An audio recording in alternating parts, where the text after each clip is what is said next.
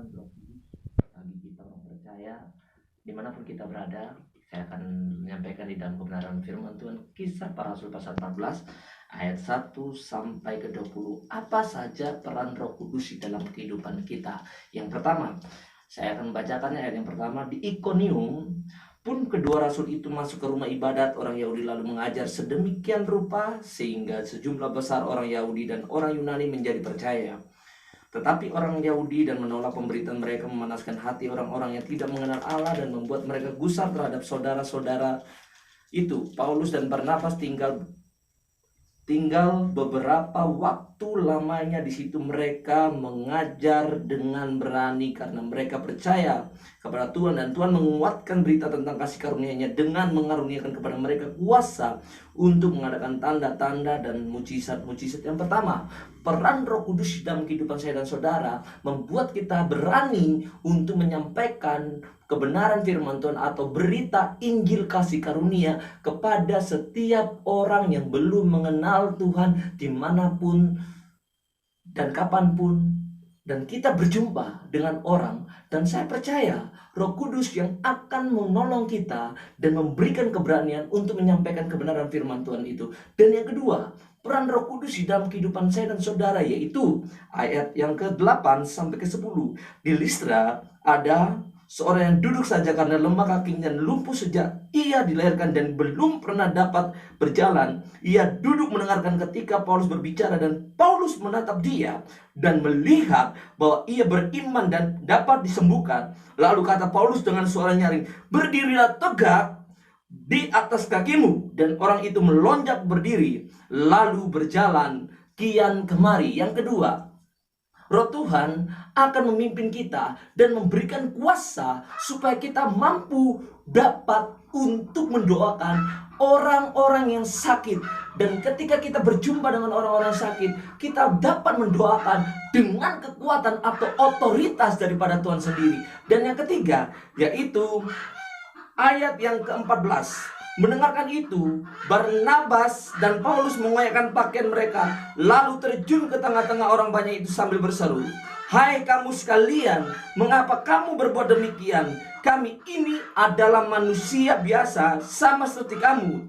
Kami ada di sini untuk memberitakan Injil kepada kamu supaya kamu meninggalkan perbuatan sia-sia ini dan berbalik kepada Allah yang hidup dan telah menjadikan langit dan bumi, laut dan segala isinya." Yaitu peran Roh Kudus yang ketiga dalam kehidupan kita sebagai orang percaya, supaya saya dan saudara tetap menjaga kerendahan hati. Apa yang kita lakukan, apa yang kita buat, kalau kita dapat memberitakan Injil dan memberitakan kasih karunia-Nya dan dapat mendoakan orang yang sakit dan sembuh, itu semua karena kasih karunia Tuhan, itu semua karena karunia Tuhan. Oleh sebab itu, peran Roh Kudus membuat kita tetap merendahkan hati dan terus mengembalikan kemuliaan untuk Allah yang kita sembah, yaitu Tuhan Yesus Kristus. Yang terakhir, yang keempat, peran Roh Kudus dalam kehidupan kita, ayat 19 dan 20. Tetapi datanglah orang-orang Yahudi dan dari Antioquia dan Ikonium, dan mereka membujuk orang banyak itu memihak mereka. Lalu mereka melempari Paulus dengan batu dan menyeretnya keluar kota, karena mereka menyangka bahwa ia telah mati.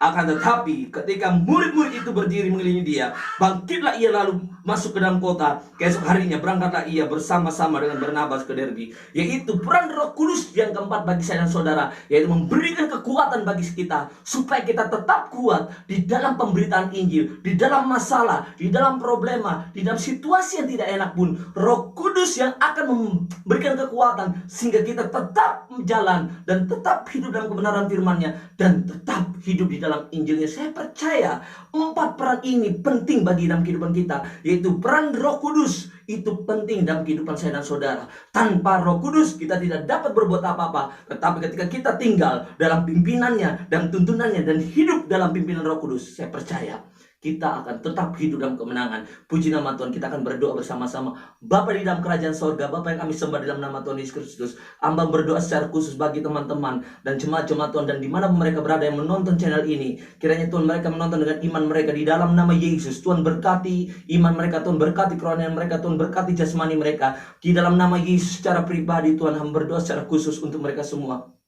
Kuatkan iman mereka, teguhkan pemberitaan Injil mereka, teguhkan pemberitaan saksi mereka. Di dalam nama Yesus kami percaya Tuhan, masalah problema yang mereka hadapi, kami percaya kekuatan Roh Kudus yang memampukan mereka untuk tetap berdiri tegak di dalam situasi keadaan apapun. Di dalam nama Yesus, sehingga kami percaya, kami orang-orang percaya tetap hidup dalam kemenangan apapun tantangan itu. Dan kami percaya iman kami yang mengalahkan dunia, iman kami yang mengalahkan setiap masalah problema. Di dalam nama Yesus kami berdoa secara khusus Bapak, bagi mereka yang sakit, di mana mereka berada, Tuhan sembuhkan. Mereka yang lumpuh, di mana mereka berada, Tuhan pulihkan.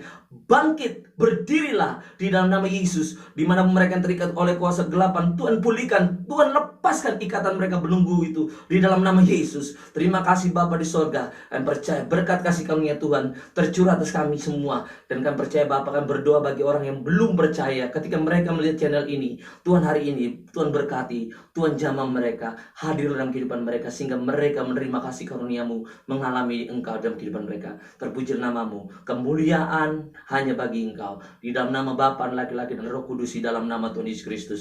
Haleluya. Amin. God bless.